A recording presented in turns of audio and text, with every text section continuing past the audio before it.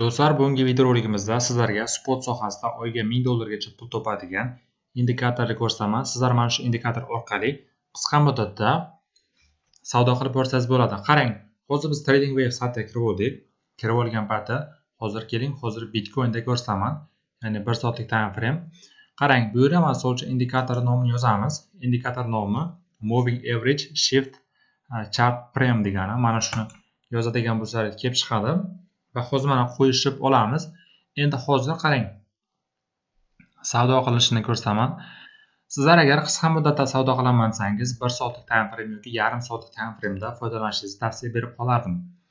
Endi do'stlar, bu misol uchun yaxshilab e'tibor beradigan bo'lsangiz, trend liniya mavjud, mana trend liniya. Endi bu mana shu indikator faqat spot sohasi uchun, ya'ni futures uchun emas. Shunaqa ham video boshida aytib qo'yishim kerak. Ya'ni qarang, mana bu trend liniyani rangi ko'k rangga o'zgaradigan bo'lsa, biz bozorga kiramiz. Misol uchun mana bu joyda qarang. Misol uchun mana bu joyda mana sariqdan kelib ko'k rangga o'zgaryapti va mana shu joyda misol uchun biz qisqa muddatda ishlab olsak bo'ladi. Mana kirasiz. Kirgan payti bemalol 10% gacha misol uchun foyda qilsak bo'ladi. Bu yerda qarang, 11% bizga misol uchun yurib berdi. Keyin misol uchun kuzatamiz. Mana bu joyda ham qisqa muddatli misol uchun foydalar bor. Ya'ni kattaroq summa bilan kirib, misol uchun qisqa muddatda ishlasangiz bo'ladi. Endi mana bu joyga misol uchun e'tibor beramiz. Bu joyda ham qarang, mana 1 soatlik time frame'da kamida misol uchun 10% gacha daromad qilsa bo'ladi. Bu yerda ham mana ko'ryapsiz, o'zi 13% yurib beryapti. Ya'ni 12.88, lekin mana tortadigan bo'lsam 13% dan ham oshadi. Shunaqa tarzda do'stlar, mana shu indikator orqali sizlar doimiy tarzda, ya'ni altcoinlarda savdo qilib borsangiz bo'ladi. Keyin qarang, bu altcoinlarni misol uchun doimiy kuzatib borasiz. Buni mana bu joyga portfel sifatida misol uchun qo'shib olasiz. Mana men hozir qo'shib olganman. Sizlar ham xuddi shunaqa tarzda qo'shib olib, doimiy tarzda kuzatib borsangiz bo'ladi. Misol uchun mana qarang.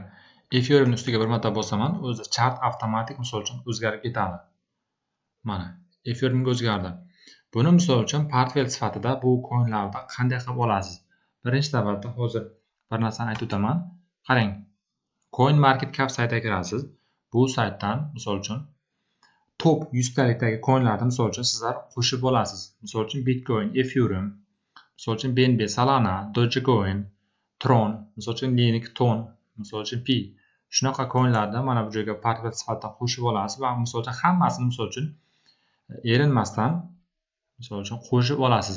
Qaysi biri misol uchun ya'ni mana bu ko'k rangga o'zgaradigan bo'lsa, shunaqa vaqtda misol uchun kirib qisqa muddatda 2%, 3% yoki 5% gacha foydani olib ketsangiz bo'ladi. Ya'ni bu qisqa muddatda misol uchun bir oyda bemalol $1000 gacha savdo qilasiz.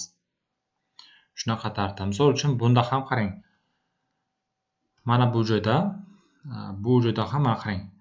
Sariq rangdan mana ko'k rangga o'zgaryapti va mana bu joyda ham yaxshigina misol uchun foiz yurib bergan. Mana qaraymiz, qarang. 16%. Misol uchun mana shu joyda ham 16% yurib beryapti. Endi mana bu joylarda ham yurib beryapti. Bu yerda faqat kam. Ya'ni qarang, qisqa muddatda mana 5%, 6%. Bemalol 5%, 6% misol uchun ishlab borsangiz bo'ladi. Doimiy tarzda har xil coinlarni misol uchun analiz qilib ko'rib chiqasizlar. Buni endi misol uchun yarim soatlik time frame'ga ham qo'shib olsangiz bo'ladi. Mana yarim soatlikka bo'lsamiz, yarim soatlikda ham o'zgaradi. Yarim soatlik bo'lgandan so'ng bizda ishlash imkoniyati yanada ham ko'proq bo'ladi. Mana qarang. Misol uchun bu indikator ishlab berish jarayonini mana isbotlab ko'rsatib beraman. Mana narx yuqoriga o'zgardi. Mana sariq rangga o'zgargandan narx sirasi misol uchun pastga yuryapti. Shunaqa tarzda do'stlar ishlab borasiz. Ya'ni qarang, mana bu joyda ham narx o'zgargandan misol uchun kirgan taqdiringizda ham mana 4%, 5% gacha ishlasak bo'ladi ekan. Biz ko'ramiz, 4,5%. Ya'ni qisqa muddatda kattaroq summa bilan kirib olib ishlasangiz bo'ladi. Yarim soat time frame'da ham.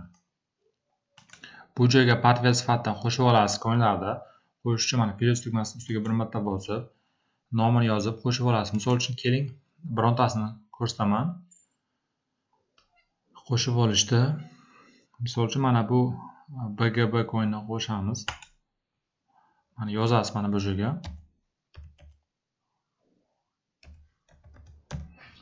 USDT deymiz, kelib chiqadi. Mana plus tugmasini ustiga bir marta bosasiz. Do'stlar, mana bizda qo'shildi. Mana eng pastda qo'shilgan joyini. Misol uchun mana buni ustiga bir marta bosamiz. Bizni olib o'tadi. Ya'ni qarang, bu ishlab beryapti do'stlar. Mana bu joydan ko'k rangga o'zgardi va mana o'zi qisqa muddatda bizga qanchadir qisqa muddatda foiz yurib berdi. Mana do'stlar 4-5% yurib berdi. Endi misol uchun bu